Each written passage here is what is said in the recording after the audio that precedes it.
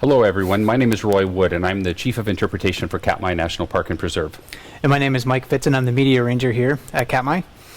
And we want to thank you for joining us for our sort of midwinter Ranger chat. We haven't done one live, I don't think, this time of the year before, have we? No, it's been a while. Yeah, at least been a while. Yeah. So we're happy that we were able to work something out with Explore and find the time to do this. And what we wanted to talk about today is what's going on in the dens around this part of the world right now. Before we get to that, though, we have a couple of other things that we wanted to talk about. One was we had questions, throughout the whole winter, questions about the results of the autopsy on the two bears. And we had, as many of you know, maybe not all of you, but as many of you know, we had the two deaths of bears out at Brooks Camp, pretty close to the cameras back in October, late October. And we sent away the entire cub for autopsy, and we sent away the internal organs of the adult male bear for some testing to be done on them. And we got some results back from the cub, and it tested positive for canine adenovirus type 1 and type 1? Yes. Yeah, type 1. Mm-hmm. And I don't think we got any other tests back that had anything conclusive on it, right? No, I don't believe so. Some of the samples that were collected, they didn't make it to the lab before they were too far gone. Well, on the adult male. On the adult male, yeah. at least. Okay. On the cub, though, I know people were concerned about whether or not it had tested positive for any kind of toxins, and every test that they ran didn't come back with anything. So by all accounts, it looks like it was the infectious canine hepatitis that was the cause of death of the little cub. As Mike said about the adult male bear, the tissues were pretty degraded by the time they made it to the lab in Fairbanks on that one. If you recall, it sat there as the, I can't remember now the nickname for the lump, but there was the mystery brown lump on the beach, and it sat there for too many days, so it was kind of degraded by the time they got there, and then by the time it made it all the way to the lab, it was too far gone. And so unfortunately we won't ever know what the cause of death was for that bear, but it does seem likely that for the cub it was probably the canine infectious hepatitis. Of course, we'll keep our eyes and ears peeled in the coming season to see what we can find out, and I'm sure that any of the testing that's being done on the bears as part of the Changing Tides study, which they're doing on the coast, they'll be testing for it there. So we might have a better idea, in a year or two or three of how prevalent that disease is. But it certainly seems like it was the disease and not antifreeze or something else that people were concerned about. And today, of course, we advertised that we're going to talk about denning, hibernation. I think that's a topic on maybe a lot of people's minds. It's a fascinating process that bears undergo. I think it's one of the more remarkable phenomenon that any mammal is able to undertake, and it's sort of a strange and maybe hard to grasp, I guess, concept for a human. I can't really imagine just going to sleep and waking up 6 months later, especially feeling as good as I do when I go to bed. Right. So bears, when they're in the dens, of course, they don't eat, they don't drink, they don't urinate, they don't defecate. They're subsisting solely on basically the fat stores that they have in their body. So it's a really amazing process, and I think we want to try to go in depth with some of the physiology associated with that. Maybe we can talk a little bit about bear denning ecology in the area. I know there's some questions that we got earlier about what do bear dens look like, and we have our computers here because we're going to try to show you some videos and some photos we have of some bear dens. So we'll try to do that a little bit later on. People are also very interested as well about what happens in a den when a mother gives birth to cubs. What do the cubs do inside of the den? So we're going to try to do a lot of those different things during the next hour or so. We also will try to solicit questions and answer questions that you post in the chat board on explore.org. So if you are very interested in asking us other questions, maybe we'll get to them. We have some of them written down. But if there are other questions that come up, if you want to ask us, please feel free to post those on explore.org. Just go down to the bottom of the page, and you'll find a chat window down there. You can type in your question. And a moderator today, who I think is Courtney from Explore. It does say Courtney on here. Okay. Yeah, she's going to be feeding us some additional questions, too. So Yeah, we have a lot to talk about. What we have in front of us, so you'll see us wrestling with this, is we have the questions that some of you submitted in advance, and then we have, in case you stump us with something, and the purpose of this is not stump Ranger Mike, right? I hope not. They've done it before, and they've been proud of it when it happens. But we have a really good book here, which the label is partially obscured, but it's called The Great Bear Almanac, and it has a lot of very quick, easily digestible articles on bears and bear behavior and bear physiology. And we resort to this a lot at Brooks Camp in the Visitor Center, and we have it out here in case we need it to help dig us out of a hole that we've gotten into. Yeah, you might see us typing from time to time too. Maybe we're trying to look something up in the moment. I won't be able to Google anything because I'm going to need to be making sure I don't mess up the feed, because the feed's running off of my laptop, and Mike's got the internet searches open, so he can maybe find answers if you do stump us. Do we have a question to go ahead and kick it off, or? Well, I think so. Okay. Yeah, if we'll be here till around 5 o'clock or so, and maybe we should introduce the phenomenon of hibernation to begin with. Bears, for a long time, there was some debate on whether or not they actually were considered to be true hibernators. And I think it really depends on how you define hibernation. Some people, some scientists and biologists will say you aren't a true hibernator unless you lower your body temperature and your significantly, and your metabolism significantly. Like an Arctic ground squirrel, if you dug an Arctic ground squirrel up right now, that squirrel would be about 0 degrees Celsius, so around the freezing point, maybe even sometimes a little bit below the freezing point, because they can supercool their cells, and their metabolic rate drops incredibly low, and they may reduce it like 90% or something like that. Bears they drop their metabolic rate and their body temperature, but not nearly as much as some of those other hibernators. So they may drop their heart rate to about 8 to 10 beats a minute. Their body temperature stays fairly high, though, and it may only drop, I think, maybe even less than 10 degrees Celsius. I can't remember exactly off the top of my head, but it could say right there in the den, in our Great Bear Almanac. So this is, I think, a really remarkable process that they're able to do. And we mentioned before that when a bear goes into the den, it is surviving that wintertime period basically solely on their fat stores. Again, they don't eat, they don't drink, they don't urinate, they don't defecate. They come out having basically the same bone mass. Their bones are just as strong as when they went in. When they come out, also they've lost very little lean muscle mass, and maybe sometimes not even at all. So they're just as strong when they come out of the den, and their metabolism can ramp up fairly quickly. I mean, they're really, I think, advanced hibernators. Very, very much, they're a species that has evolved to survive throughout wintertime and come out in great shape, just about as strong as they were when they went in. Right, and that's one of the really fascinating things about them, because science would sure like to figure out how to allow humans to do the same thing. Not that they're advocating that we sleep for 6 months, of course, but if you're going to travel to other planets, it'd be nice to get there and be in good physical condition.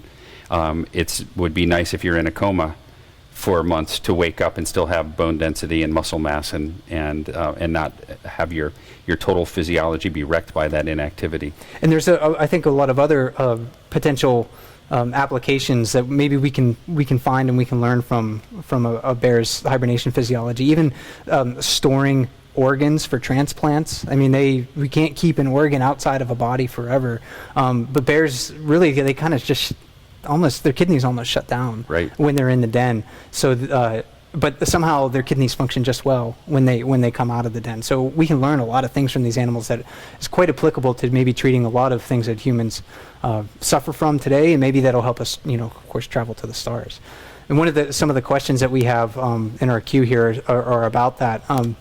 For example, what percentage of body weight, or maybe I should skip to this one here, if humans remain inactive for long periods of time, they usually experience a pretty significant decrease in strength and muscle mass. And can you explain why hibernating bears experience very little muscular atrophy?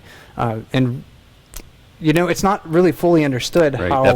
That's what they're doing all the work on, is trying to figure that out, which is super cool. But they do have some ideas. Yeah, they have some ideas, of course, and it really has to do with their ability to recycle the ammonia that their tissues produce, and maybe it also has something to do with that they're not really metabolizing any protein. That was something that I was reading recently, that when a bear's in a den, it's metabolizing its fat, and when we produce urea and we produce ammonias that we have to urinate out, that seems to be a product of protein metabolism. But if they're not using that energy in their bodies, they're not using their muscle mass, they're using their fat stores, so they're really not producing as much ammonia. But it also goes back to the fact that they're able to recycle the ammonia that is produced, and that maybe helps to keep them lean and strong when they come out in the spring. Now, is the lab? And I always forget which university. Michael's University. It's Washington State. Washington State. That's the kind of work they're doing there, right? Is looking at the metabolism of the bears I believe in the so. den, among other things. And it's not the only thing that the university does, but that's one of the things that they can do very well, because they have the artificial den and they have the bears that are accustomed to being handled in the den. And so, are there people doing any kind of research? I know this one wasn't, I don't think, asked by anyone, but are there people doing research on wild bears in wild dens like that? Or is it all lab based? Because I never came across anything that wasn't in a university setting or a captive bear of some sort. I know that there's been some studies in the past, at least, where people have gone into wild bear dens and taken blood samples and maybe tried to measure heart rate and things like that. But I don't know how often that's done, and which I would think you would need to do it with some regularity to see how it changes over the whole time, not one quick jab of a needle and then getting out of there in case the bear, wakes up a little bit from that. Yeah, so there's I think a lot that we can learn from bears to treat diseases in humans, especially. Even we can think about muscle mass. If somebody's immobilized for a long period of time, you lose muscle strength. We can think that same thing happens with bones as well. When bears come out of the den, with bone mass just as strong. In a human, though, this is something else that happens, which is different than bears. In a human, if you are immobilized for a long period of time, let's say you lay in a bed for a couple of months and you get out, your bones are going to be weaker, and it's going to take you a long time to regrow that strength, if you really ever do. Right. The older you get, the harder it is for you to regain that bone mass and that strength. Bears, they seem to not have that problem. The older a bear gets, it's not like they're losing bone density overall. So another really remarkable thing that they happen to do when they're inside of the den. The physiology of it is quite fascinating. I don't quite understand all of it. I wish I did. You kind of need a much more higher level of medical knowledge than I do, because it's so applicable to humans, and a lot of people are studying it and using terms that I don't quite understand all the time. So it's like we often say, there's lots of good scientific work to be done on the world around us, and this one aspect of bears' physiology is definitely an area where you could make an entire career studying this and its medical applications for humans. Of course, when they're in the den, though, I mean, they gotta use something to survive on, and that's their body fat. The fat. Yep. We did have some other questions, and I see some of them up in our queue that just came in, and also on our sheet here. What percentage of body weight do bears lose in the fall, fall through spring? And they're going to lose about a quarter to 1/3 of their body mass when they're in the den, and lactating females are going to lose even more. So if you're a female that's giving birth right about this time of the year, and you're going to be nursing cubs until May, when they come out of the den, you're going to be losing a lot of body weight. And I think if we can maybe pull up the video of put up the what a very fat bear looks like. Yeah, what a very fat bear looks like last fall.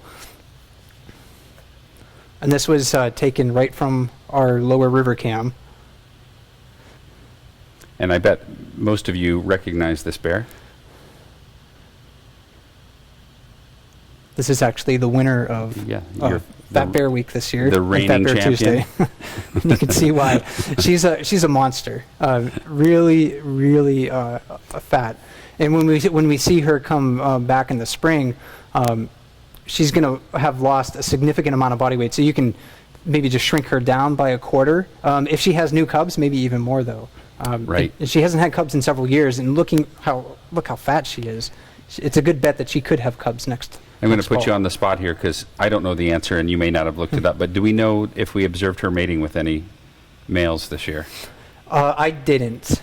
I know Leslie would record that if she saw it. Yeah. And maybe some cam people could recall if she had ever been mating in front of the camera, but I don't remember if she did or not. This year, I don't remember either. And this is 409 Bead Nose, if anyone is curious and doesn't know. So she's one of our regular bear cam bears. We see her around the lower Brooks River a lot. We see her at Brooks Falls in July.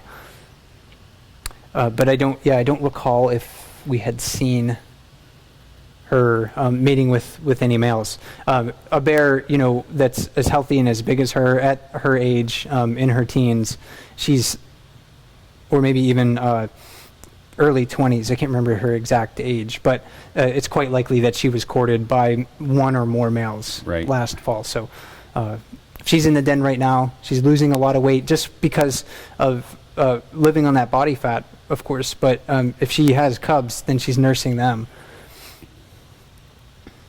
Just right there where she took a step with her rear legs, you could see all the belly fat jiggle, and pretty spectacular. She's one of my favorite bears out there. I know people always ask, but I just think she's beautiful. She's fun to watch. She really packs on the weight. She's a great interpretive example of a bear getting it right as far as putting on lots and lots of fat for the winter. Watch her walk away and jiggle as she goes. One other very interesting thing about hibernation and the weight loss that these bears experience is that they're going to continue to lose weight throughout the springtime season. When they come out of the den, there's really not a whole lot to eat, and that's an important consideration if to think about. If you're a bear coming out of the den, there's not a whole lot for you to eat, so you're subsisting maybe still on your fat stores that you gained last fall. Right. I know. What do they talk about? Walking starvation, or call it walking starvation, or walking hibernation. Walking hibernation. Mm-hmm. Yeah, sorry. When they're walking around in the spring, and I know that Joy is a biologist working on the coast as part of the Changing Tides project, and she was taking samples of all the vegetation the bears were eating so that they could come up with some idea of, does it even come close to making up the deficit from just walking around and grazing. It looks like we need to switch back to us. There we go. And I don't know if we have I don't think we maybe have a video that shows the fat on a male in the springtime, but recently we just watched the Park movie again, and there's a scene in the Park movie where there's two bears cowboy walking, and they're walking away from the camera, and you can look at their hind legs, and you can see that they still have a lot of fat reserves on their legs at that time. And in the springtime, males, they may be trying to compete for females so much that they're ignoring a lot of other food sources. So you can still see that they're big, healthy males in the springtime are still carrying a lot of fat with them. A thing to keep in mind with those bears, though, too, even though that was in the spring, they had access to the marine resources of food. So they may have had sea otter and seal or a beached whale, as well as clams and other things. And it's a little bit different for the Brooks River bears, because they come out and there's nothing except for, if they happen to catch a moose calf or they happen to find something dead, it's just grass, vegetation that they're eating, which probably makes your belly feel good, but probably doesn't provide a lot of nutrition. And I wanted to take a quick look and see if there's any maybe physiology questions that we can answer before we sort of transition into talking about bear dens, because I know people are curious about bear dens, what they look like. People are also interested in what the weather is up here and how that maybe affects It's the hot bears. up here where we are. It looks like I have not mascara. I said this again, blush on, and you're a little pink cheek too. No, I'm It's- just rosy. That's just my It's personality. really hot up here. Roy. We have some lights on us, and we're on a second level, and the sun's shining in. It definitely does not feel like winter for us today. But yeah, what effect does it have? I know that bears are, if it warms up, bears will occasionally peek their heads out and see what's going on. It's not something that when they go into the dens, it's locked in, that they're going to be there sleeping for the next 5.5 months or 6 months, whatever the programming was. So I suppose it's possible that if these blue sky warm days that we're having continue, there could be a bear somewhere at lower elevations that would decide to take a look outside the den and see if spring has sprung and see if there was something to eat. Especially since we're progressing into the middle of February now. Yeah. And it really wouldn't be surprising if a bear came out of the den now. It happens. Most bears stay in their den for a little bit longer, but yeah, bears certainly can be out of their den coming into February. The thing that I always have to remind myself about brown bears as a whole is that they were once much more widely found. And right now we only find them in the north and in mountainous areas and, greatly restricted in their range. This is an animal that lived everywhere from northern Alaska and Canada and northern Europe. But in this hemisphere from Canada and Alaska all the way down into Mexico. And there was variation in behavior. I'm sure there was a variation on the hibernation lengths. I would imagine that they probably didn't hibernate as long, if at all, in the southernmost part of their range, just like black bears maybe don't hibernate very long in Florida. And you've probably read too about like the black bears in Yosemite that don't hibernate at all because food is available year round from campers that aren't storing it properly in garbage cans and dog food left out. Even in I think, on Kodiak Island, that's where what I was thinking of. When they've done some radio collaring studies to track bears in their dens, they found bears active in every month of the year. Yeah. On Kodiak Island. And some bears stayed out an awful long time, into December if there's a lot of food around. So if there's food around, that they're going to be out and about. And a bear that really has a lot of fat reserves, a big male, he can probably handle being outside in the wintertime better than a smaller bear that doesn't have those fat reserves. Right. So the weather can impact bear dens over winter survival from time to time. Maybe they'll poke their heads out of the den. But bears are pretty good at choosing their denning sites. I mean, if you den in a spot that's a bad location for you, that's going to make you exposed to a lot of really cold temperatures, you're not going to have insulation from snowpack, then maybe you're going to have a chance of surviving. So over time, their instinct has evolved to choose the right places to den. And I was wondering too, if they do manage to survive, do they go, well, that was a really bad spot? Do they have the wherewithal to say, I'm going to find maybe a different elevation or a different facing slope? I mean, I don't know. But there's certainly, if it's a really bad denning location, they're not as likely to survive a really harsh winter, especially if they didn't have ample food supply going in or ample fat reserves going in. And hopefully their mothers wouldn't teach them to go to a bad denning site, that she would have, through her success, chosen good sites and taught them the same thing. Because, do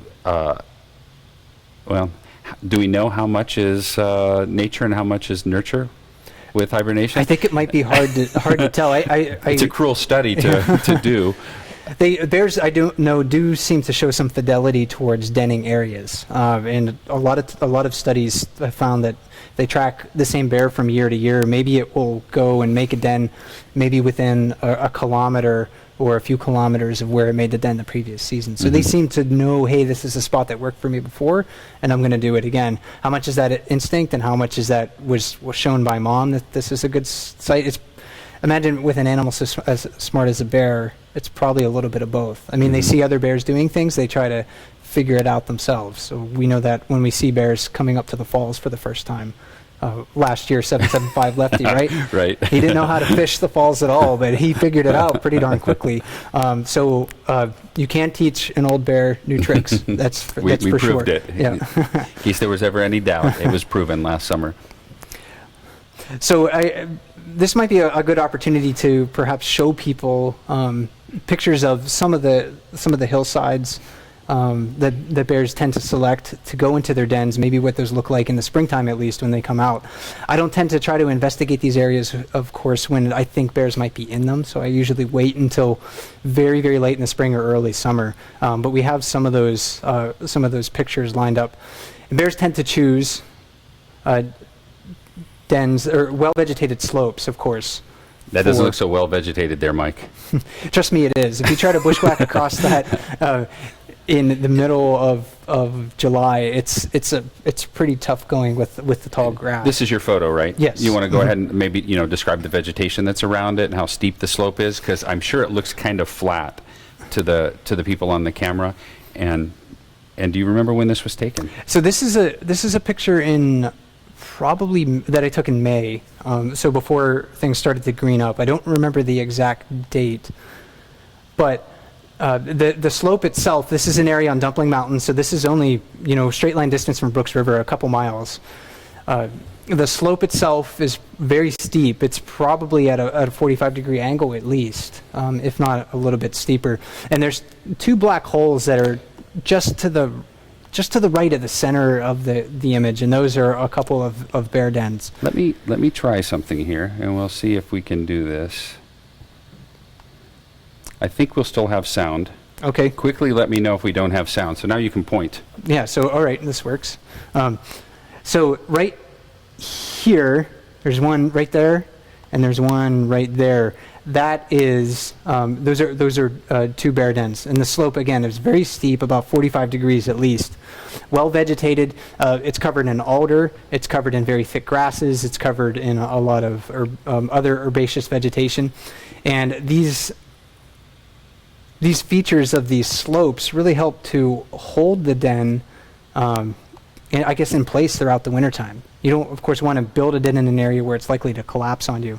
Bears in Katmai are not really known to use caves, rock crevices to den. They're not really known to use where tree cavities or anything like that, which can be maybe the primary denning habitats for a lot of bears in other parts of North America, especially black bears. Mm-hmm. We don't have that here. It seems like they just dig straight into these hillsides. These hillsides also catch a lot of snow too. They're a little bit higher in elevation than much of their feeding habitats. So a lot of the salmon streams and the salmon spawning areas around Brooks River, and of course at Brooks River, are not very far above sea level. Brooks River is only like 20 meters, 60 some feet, I think, above sea level. Right. And up at this elevation where this picture was taken, it was probably closer to 1,500 feet at least, if not a little bit higher than that. Okay. The next shot, we're zooming in a little bit, and you can... Yeah, and this is on the other side of Dumpling Mountain from where the first photo was taken. So if you've been to Brooks Camp, you can take the Dumpling Mountain Trail, and you can hike from the campground, and you can get to the summit of Dumpling Mountain. And along the way, there's some fairly steep hillsides, and you can look for holes in the hillside where maybe that indicate where bears have denned. On the summit, I've gone down onto the other side, and one day a couple years ago, I was up there, and I just happened to stumble upon this empty den, and this was taken fairly late in June, I believe. So you can see that things were starting to green up by then. I approached the den cautiously. I was making noise as I did so. It was unlikely that a bear was going to be inside, but I wanted to make sure. So I approached very slowly. I made noise, hoping to, indicate to a bear that happened to be in there that I was approaching, and I could back off. Of course, when I got there, it was empty, so I was able to poke inside and check it out, and it was pretty neat to go in there. But it seemed to, again, choose a slope that was steep, well vegetated, and was it also collected a lot of snow. That's a slope where snow doesn't melt off until fairly late in the spring, and sometimes even later than that. I can switch over to the video. Sure. You can describe that. Yeah. Because I think one thing that's missing so far is the scale. And I've been in that cave in Ireland where cave bears have been known to hibernate. And it's a big, spacious place that they're in. And I think many people who haven't seen a den might think that it's this enormous opening that the bear excavates or inhabits and crawls in. And I think this is fun, the video, how it starts out with there's the hole, and you can go ahead and narrate. And when I basically just set my little point and shoot camera down on the ground, and I thought, oh, it'd be kind of neat to get a picture of some video of myself crawling into the den. And it was easy for me to slip in there. And I'm 5'7", so I'm not very tall, but it was easy for me just to crawl in there, and there was plenty of room for me to just sit kind of on my haunches like that and take a look around. Inside of the den, it was mostly just some rocks and dirt on the ground, a few bits and a rock pillow, a few bits of plant debris that were in there, a lot of roots hanging from the ceiling, of course. It seemed like the entranceway, it went back maybe 3 to 5 feet. I can't remember exactly. I didn't use a tape measure to measure the den, but it went back a few feet, and then it seemed like it was the sleeping area was just big enough for a bear to turn around in. But there was plenty of room for me in there. It actually, and it didn't have any smell. It just smelled like earth, as you can imagine. So it wasn't, if I'm laying, I think, in a bed and I'm not bathing for 6 months, it's not going to smell very nice after the end. And this smelled just like earth. So this smelled better than the belly holes. Oh, yes, absolutely. Because he has been in the belly holes. I know some of you have seen that. And definitely smells better. Compared to a beaver lodge, how does it smell? The beaver lodge is actually pretty earthen smelling too, but that was a very old beaver lodge. An old one. That was an old abandoned. That's a video for another day. So yeah, there is a video of me crawling into a beaver lodge. Maybe we'll show that some other time. Yep. We should put that up at some point. I think people would find that enjoyable. So you've got we've got this still frame of the den you crawled in, and I have one other photo of another park ranger in a den. Just another example to show the size, and you can just see how even the vegetation kind of grows around the edges and really obscures it. That's a former bear biologist, bear tech, who used to work here. I'm not sure where he's working now, but he went south for a while. So yeah, just the entrance kind of just big enough for them to squeeze through. The bear den that I crawled into, I don't know if 409 bead nose would have been able to fit through there. I mean, she was very, very big around, Right. so she might have needed a bigger hole to go into. But yeah, they just big. They're not going to work any harder than they have to. Again, that's one of the rules about bears, that you can say that they do a lot. Well, and it's like a sleeping bag too. Mm-hmm. You want it to fit you. You don't want to have all this extra space around you, so that you have to warm that up in order to stay warm. And so it would. I think if you had the choice, you would want it a little compact, just enough to turn around when you were in there, or if you were a female with cubs, or who was planning on having cubs. Do they plan on it? I don't know. It doesn't much matter the first year because they're very small. Yep. But you know what I mean. If they just need to have enough room to take care of that, they don't need to have big spacious digs like the cave bear did. And so people were also wondering too about. We tried to talk a little bit about the construction of the den. And people sometimes wonder, do they close off the entrance in any way? And there doesn't seem to be evidence that a brown bear will do that. Their entrances are covered up, though, typically because they den on those hillsides where there's a lot of snow that collects in the wintertime. And their breathing rate, since their breathing and oxygen rate or usage goes down significantly, they're not really worried about. Well, I just shouldn't say worry because they don't actively worry about it, but they don't. the low oxygen levels and maybe not having a lot of fresh air moving through the den isn't a concern for an animal with the physiology like a bear in their hibernation, because their breathing rate slows down, their oxygen rate slows down, their heart rate slows down, so Right. they don't really need a lot of air in the den, and it's fresh air, and it seems like just enough to disperse through the snow on the outside is plenty to keep them alive. We are a little past the halfway point right now, so I think we need to take just a brief moment and remind people who may have just tuned in who we are and what we're doing here. My name is Roy Wood, and I'm the Chief of Interpretation for Katmai National Park and Preserve.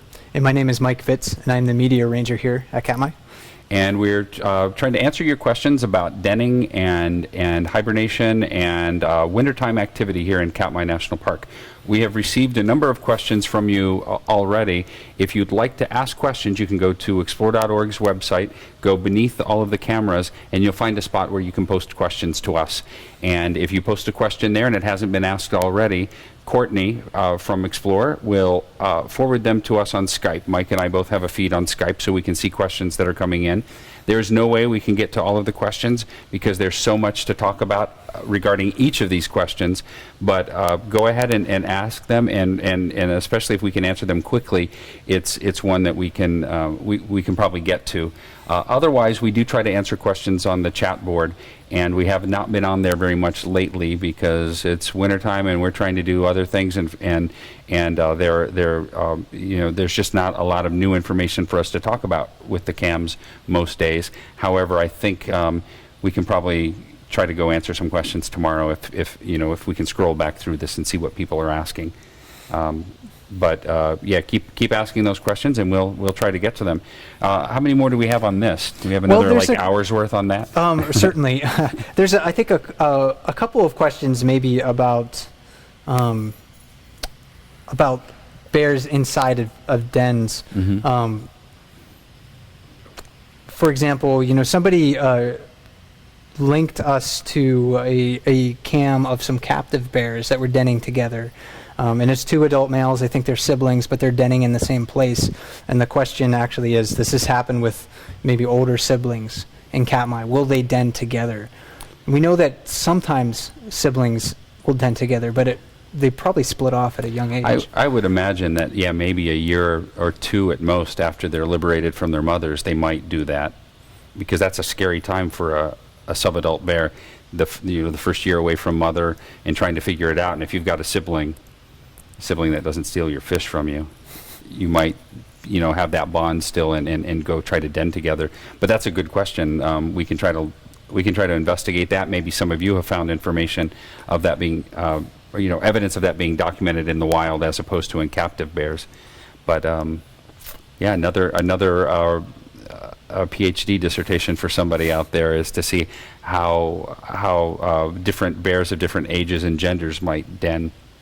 And the bears, I think, on this webcam, they may, I don't know if they have another choice. There may be only one spot for them to for them to crawl into. Out in the wild, of course, in Katmai, there's really no competition over denning habitat. There's a lot of places that you can go, a lot of well vegetated, alder covered thickets that you can dig your dens inside of. If you've ever tried to hike in Katmai, you know that there's no shortage of these slopes that are difficult to traverse.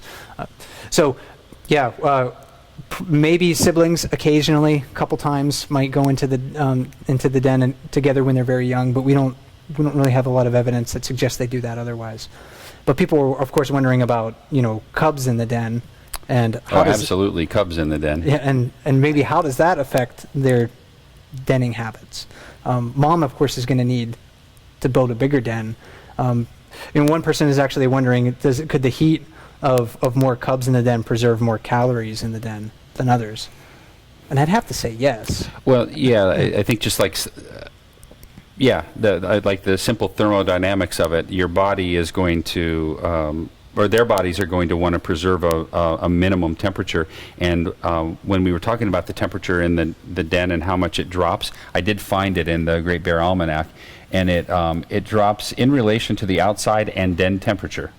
But has a safety mechanism preventing it from dropping below 89 degrees Fahrenheit.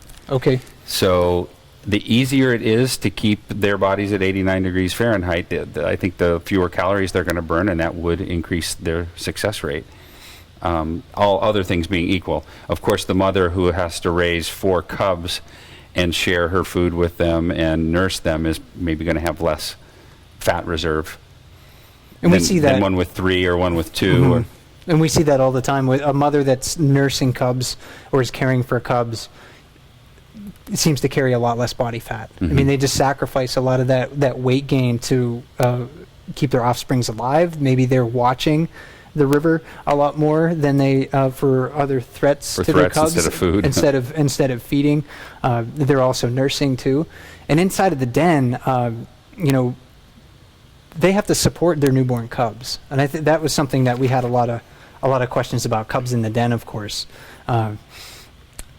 What happens inside of the den when cubs are born? We've never personally observed that. I know with captive bears, people have observed a little bit here and there. But if you're a mother in the den, especially if you have newborn cubs, you're going to come out a lot smaller than you maybe were the previous spring when you came out and you were single. I was looking to see if we had something here the size of a newborn cub. Yeah, And we talked about bringing a can of Campbell's soup or something. I but forgot. Yeah, we but if you both have forgot. if you have a can of like tomatoes that's 16 ounces at home, that's about how big a bear cub is, or at least as far as weight goes. Yep. So 1 pound at birth. You look at this skull, this replica brown bear skull right here, which is about as big as our bears in Katmai happen to get, our big adult males. So the cutest, cuddliest little cub that you've ever seen was once 1 pound at birth. Or actually, the biggest monstrous bear that you've ever seen was about 1 pound at birth. So they grow an amazing amount when they're throughout their lives. But when they're born, the cubs don't go. They're not born and they don't go into hibernation immediately. Right. They start nursing. Yeah, and they will nurse fairly regularly while they're in the den and put on a lot of weight. By the time we see them at Brooks Camp in June or early July, those 1 pound cubs have put on 12 pounds, 13 pounds. I mean, they're domestic dog size animals at that point, whereas just a few months before they were these little tiny soup can size things. And they look so small compared to mom, because they're always walking next to mom. They're always right next to her. Sometimes they're a little skittish. They seem to be maybe nervous about the new environment of Brooks River. There's a lot of other bears around. There's people around. There's noise from airplanes and boats and things like that. So they too tend to stick very close to mom, and they look very, very small at that time. But when you get a good look at them from the wildlife viewing platforms, they're fairly sizable animals when they come. So they grow an exponential amount in their first year. I've been here long enough that I've worked with a number of people that have said, "Oh, I just want to touch a bear cub so much. I just want to touch one so much. They look so cute." And the first time they're standing like at the lodge porch, and mom comes by with the bear cubs, they realize how big those bears are and don't want to have anything to do with it, because they're just those cubs grow fast into this angry, pointed teeth, pointed claws animal that you wouldn't want to mess with, as cute as they are. Even taking mom out of the picture, it's a big animal by the time we see them. And maybe we can show the video of 402 and her cubs from At the falls or nursing? Well, either or. Because when you're considering, again, bears in the dens, it's a tremendous amount of energy that mother has to invest in keeping their cubs alive just inside of the den. Again, 4 1-pound cubs, they need to nurse a lot. And they probably give birth in the den, because the den itself actually acts as some people consider it to be a surrogate womb, in a sense. An incubator. And it's a warm, protected space, and mother can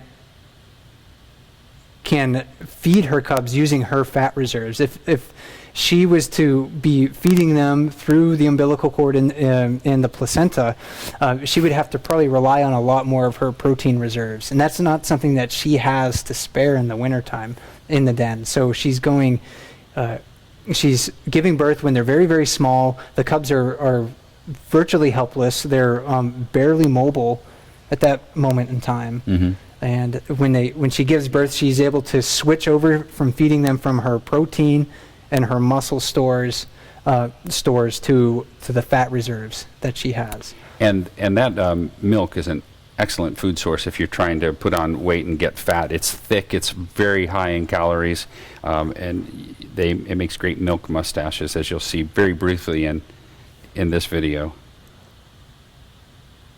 And cubs, of course, There's one. yeah, there's a great milk mustache. You can see how thick It's that like was. yogurt hanging on his face, not so much milk. And there's competition in the litter. That probably starts very, very early inside of the den. Maybe if you grow a little bit faster, you're a little bit bigger, then you can get access to the more productive teats on the female. Right. And then you start to grow just that much faster. So those really large litters, you can definitely see most of the time that there tends to be quite a bit of a difference in size, and that might start even in the den as well. Right. So those are the two shots we have of cubs. And I was trying to look through some of our other questions to see. Is she aware she's giving birth was one. I have no idea. Do you? I think they tend to wake up just a little bit. Okay. You know, they're not unconscious through the process. Since the cubs are so small, for a bear to give birth to them, it's not like the process a human mother has to Right. go through. It's definitely, I don't think, nearly as stressful, nearly as dangerous for them. So yeah, they probably do wake up for a period of time, but it's after that they're sucked out again. They go back to sleep. They let their cubs nurse inside of the den while they continue to hibernate. Just looking at the next one on here, what is a mom with coys likely doing right now? She's probably sleeping and hibernating, and the cubs are probably either nursing or thinking about nursing, I would imagine, because the typical birth period for bears in this part of the world is end of January, early February. So there hopefully are dens all over Katmai with lots of little cubs in them, lots of happy cubs nursing. So that's, I do think about that at this time of the year. I think about the cubs in the den, just how small they are, and I sort of try to think ahead to Brooks River Do you start thinking about who's going to show up with cubs? Well, sometimes. Because I do that. Yeah. Not that we keep a pool or anything, but I'm always thinking I should, who was really fat last year? Who did I see mate? Are they going to come back? And, I always think 410 is going to come back with cubs, but she hasn't in years. I wouldn't be surprised if she. I've said that for several years, though, that she would if she Right. shows up. And if you're not familiar with that bear, she's another one of the very big adult females, very experienced adult females we have along the river. Maybe the oldest bear that we know of Yep. at Brooks River right now. Sometimes people do ask us, our bears, do they go through basically do they become senescent, or like in humans? Is there some sort of Bear menopause. Yeah, bear menopause, really. And maybe there is, but maybe they don't live old enough for that to happen. There's definitely been a lot of documented cases of bears in their late 20s giving birth to cubs. But that may not be so great for the mother's survival rate. You think about, you're an older bear, your teeth are worn down. Maybe you're just not as strong as some of the younger bears that you have to compete with for food resources. So that can be a real challenge for those older females to raise offspring successfully. I always wondered about that with Milkshake, because she was very successful for a number of years, and then her last year she had 4 and looked very skinny during that time, very emaciated while she was trying to raise these cubs, and she was not successful in doing it. So I wonder if it was, how much of that was her age. And I don't recall how old she was, though, when the last year that we saw her. I think she was probably in her 20s. 20s? Yeah, mid to late 20s at least. she had 5 litters and Yeah, 2 amazing. with 4. So very fecund bear Yeah. overall. Probably half the bears at Brooks River are hers. And if you'd like to see her, you could look on the park film. She is the sow with 4 cubs that we feature in there. And the first time you saw it, or the first time you see it, you might look at it and think, "Oh, that's just adorable. Look at that family." But maybe not now, because when you look at her, you'll see how skinny she is. And that was the last year that she was, or her last litter. So that was one of the last times we captured her on film or photos. That was the first bear I saw here. So she was my favorite. People used to ask me that all the time, and I always hesitated to say, well, she's not with us anymore, but she was one of them. But yeah, you can really see the contrast between a single bear not carrying 4 cubs and a bear with cubs, and that weight loss started to happen in the den. Of course, fatter females typically have more cubs. They're more productive. They have cubs at or lesser intervals, so there's less time in between litters. But it's a tough process. It's taxing. It's a challenge. And that's something that I look at when I'm watching, especially females with cubs, and why you want to give them extra space for safety considerations, but you also want to give them extra room because they are competing. They need it. Yeah, they need it. They're competing with a lot of stuff, and it's a very challenging task overall. Yep. So we've got about 9 minutes left. Okay. If this is the first time you've watched, you may not know this, but Mike and I tend to be long-winded on when we get to talking about the things we're really excited about. Never happens with me. Very succinct and to the point. So we're definitely not going to get to everybody's questions today, but I think there's a number of them we can probably give really quick answers to. Some of them we just don't probably know. Or did you find any on that one? Yeah, what happens if a cub dies in the den? I wasn't able to really find anything on that. I know that there's been cases in zoos where a mother bear has eaten a cub, but in a zoo, is a bear behaving the same way in a zoo as it would in the wild? If I'm caged up, I'm probably not going to act the same way as I would if I was being able to roam free. So. And I can answer this one. Have you ever considered doing a bear den cam? Yes, very much. I would love to do it. However, I don't know how we could possibly do it here. We don't know where the bears are going to den. We'd have to set up a whole new network to get the signal out of there. And do I have enough money to pay you to crawl into a den and set it up with a bear in there? Will we be able to do it without disturbing the bear and having them abandon the den? Yeah. There's so many things to think about, but yes, we would love to do it. But it's just, it's a philosophical, biological, geographical, technological problem that I don't think we have any way of overcoming. And that's why all the really good footage you have of bears in dens tends to come from ones in captivity. Any recent pics of Brooks Falls in the area? Just the ones that are on our Flickr page when Ranger Gene flew over it back in January. Yeah, I don't think we've had any patrol flights since then, so Nope. we don't have any. Yeah, well, we don't have a pilot right now. Our pilot retired, so we're getting a new one who will be here shortly, but we're in between pilots at the moment. Let's see, we answered those. Do we think 410 and 409 are going to come back with cubs? Well, we both hope they do, I think. If their bodies can support the cubs. It's certainly not out of the question because they were both very fat in the fall. I don't know, do you have thoughts on that? I'd say based on their age, how fat they were last year, that it's quite likely that they could. I wouldn't be surprised if they don't. Again, sometimes it just doesn't happen. Bears don't have the ability to really choose. It just happens whether or not what we don't know is, has 410 had cubs every year? That she has been, physically able to have them, but they're just gone by the time she gets to Brooks Camp. Like, are they not making? Because we don't know where she dens. Maybe she dens really far away and has this harrowing, right? Swim across the lake right, and as we've seen from her past litter, she's a little oblivious sometimes to the needs of her cubs, and so you could imagine her crossing the river that maybe her cubs couldn't do, or taking an adventure that maybe they couldn't quite handle. But I don't know of any way of knowing other than trying to observe if they've been lactating recently. There was one year where 410, and I can't remember what year this was, but it looked like she came back to Brooks River, and it looked like she could have been lactating, but she didn't have cubs at the time, so don't know. Did she lose them the day before? Did she lose them a couple weeks before? Did she have them at all? And I was just, making it up and just seeing things. Don't really know. It's quite possible, again, that they could come back with cubs next year. So there was a question, have you been back to the den that you crawled into? That one, no. I actually haven't. I thought about it a bunch, and sometimes when I was up on Dumpling Mountain, the weather was crummy, and I wanted to get back off, or I had something else going on where I wanted to look at some wildflowers, or I had something something kind of else on my mind on those days. So I haven't been back to that den. No.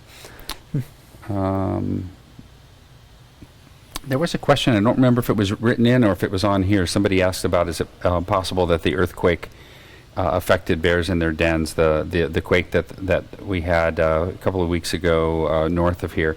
We hardly felt it here in King Salmon. You slept through it, right?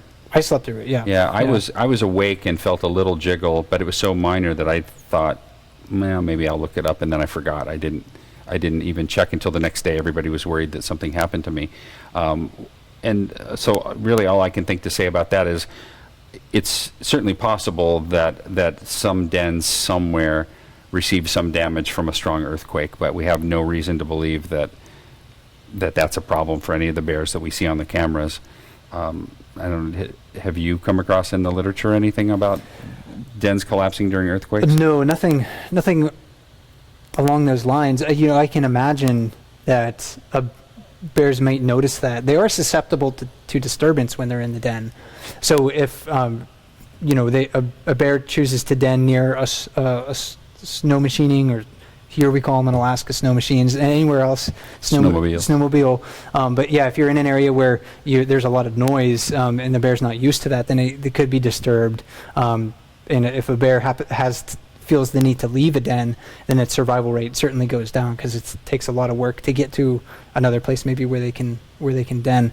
So imagine maybe they felt it, whether that aroused them enough to get up. I don't really know. It didn't work on you. No. And you're a lighter sleeper than a bear who's hibernating in the middle of the winter. But one of the other questions I think that we had in here is that, what's the risk of collapse for a bear den? When we don't really know that either, whether the shaking would have caused some of the earth to collapse around the bear, I'm not sure. But when they're picking really well vegetated slopes, there's probably some reason behind it. The bears that selected those slopes over time, that became ingrained again in their instinct, in their genes, because they just didn't tend to collapse. And Alaska has more earthquakes than, of course, any other state. It's one of the most tectonically active regions in the world. I think maybe the 10 largest earthquakes maybe ever recorded in the United States were in Alaska. Certainly one of the largest one ever recorded in the United States, the 1964 earthquake, happened in Alaska. Right. So it happens a lot. It's not a new phenomenon for bears to experience earthquakes. A quick one for us to answer. How many bears are there in Katmai? How many brown bears are there in Katmai? About 2,200. So give or take a couple hundred on either side of that. And that's 2007 estimate, I think. Right, and we get that from aerial surveys. It's not rounding them up and counting them. So there's a margin of error of something like 183 or 189, something like that, based on the statistics involved with the counting. Let's see. I like this one, so I'm going to ask you this one. Okay. I'm assuming this is based on people's experience with dogs, but someone would like to know if there's any indication that a bear dreams while hibernating, like how dogs will dream and they'll twitch. And as dog owners, we always think, oh, they're chasing rabbits or squirrels or something. I don't know. If I had to place money down on the table and say, does a bear dream or not, I'm going with they do. Oh. They're so smart. They're smart animals, Yeah. so I would go that route. And there's another example of something we can find somebody to figure out for us. Maybe there's a young person out there right now who will figure that out for us in the future. And I'll have to look more into the literature about if anybody has actually tried to measure brainwaves in a hibernating bear.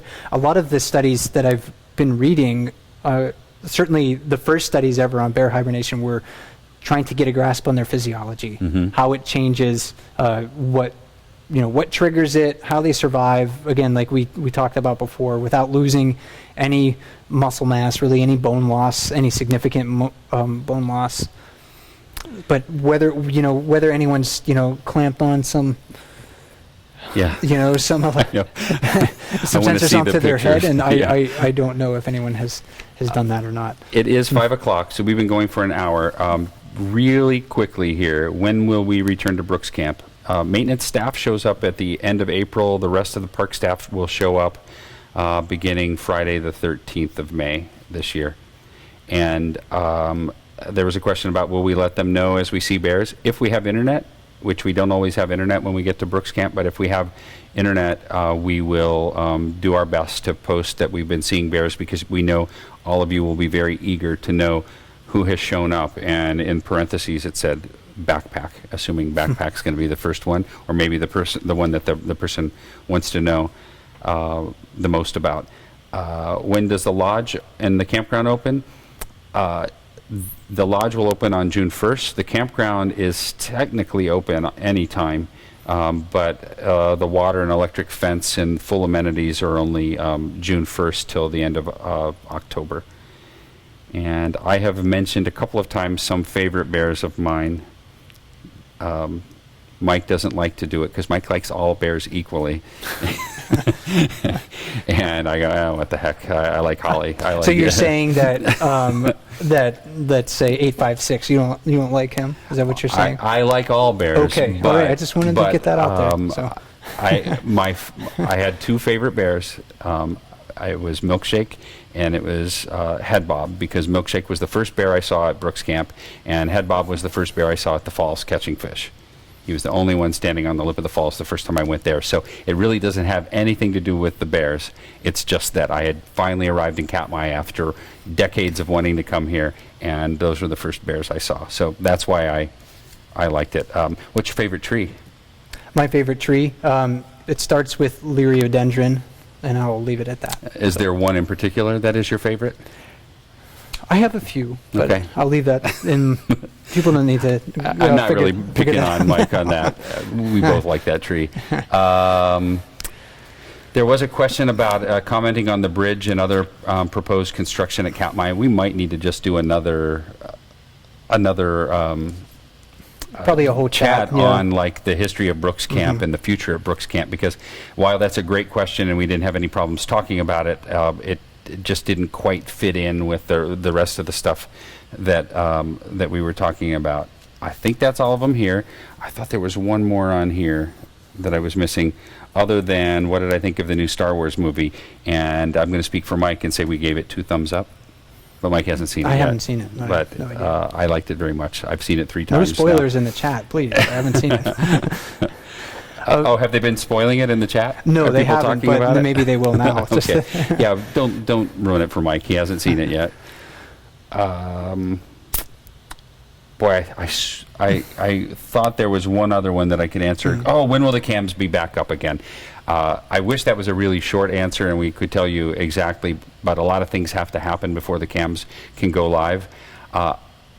We've been able to hit around June 20th or so every year for the past couple of years. So I'd say that would be the latest they would go up, but I hope that we can get them up sooner, because it sure is fun to watch the bears arriving.